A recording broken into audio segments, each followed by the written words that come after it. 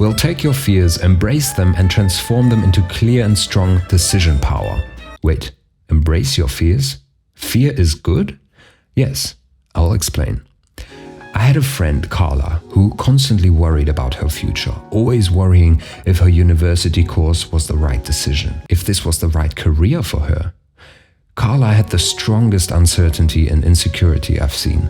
She used these 3 steps I will show you, and it changed her life in one day. And until now, she knows what she wants. She gained back her powers continuously and now has a well-paid job that she loves more than anything. That's why this 3-step framework is so dominant. It is simple but deeply rooted in science, and it works for anyone, anytime, to gain back the powers you have been missing all along. And you will need those powers if you want to achieve your goals. After this video, you will have a much clearer line of thought. We will minimize your uncertainty and insecurity by finding out what you truly want. And after this, you will finally and proudly be the person you want to be, because you can now use this framework to draw from your internal source of power anytime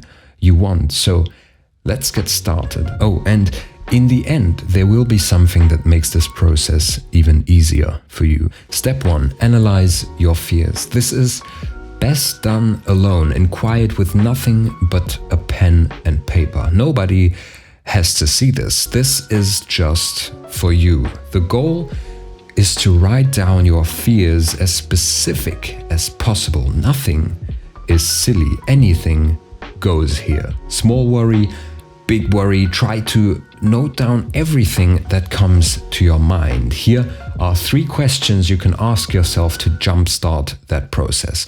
First, what am I most afraid of happening this year?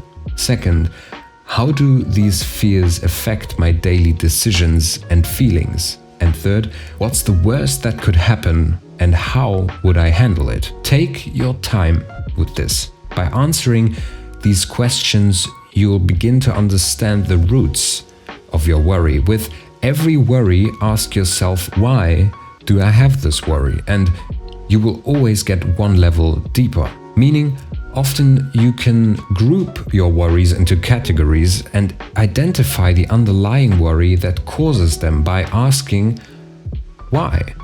And by the end of this process, you will have identified the root causes. Recognizing these deep level fears is the first step towards managing them rather than letting them control you. If you feel like you're having trouble with this or you find it overwhelming, make sure you stay until the end. I have something that will make this step easier for you. Step 2, build flexibility into your plans. Once you've laid out all your fears and identified the root of them, it's time to make plans that can adapt to whatever life throws your way. Because most worries come from incomplete plans. This step focuses on developing a flexible mindset that allows you to adjust your goals on the go without losing sight of them. First, create a list of your primary goals, both short and long term. This can be anything from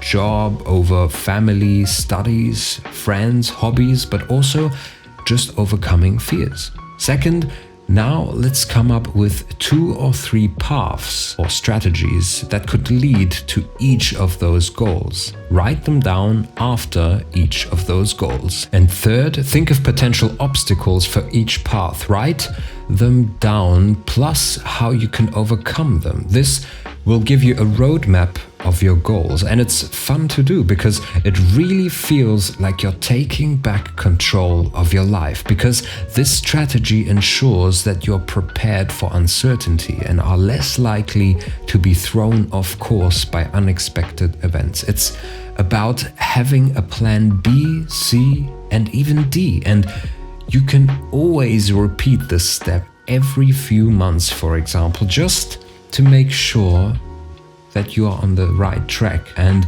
you're always in control of your options. If you're having trouble with this or you find it overwhelming, make sure you stay until the end, because I have something that will make this step easier for you. Step 3, embrace and act. Now, take a deep breath. You've done what most don't even manage to do. You've identified fears. You've made a clear plan with flexibility. Now it's time to embrace the uncertainty and fear as part of your growth. There are 4 things to look out for in this step. Reflect on a specific time you've already overcome uncertainty. This will give you strength and power for the next steps in your life. Second, choose a small action you can take today that moves you forward towards one of your goals. No matter how small the action, progress is progress. Maybe it's reaching out for help, applying for that job you've been eyeing, or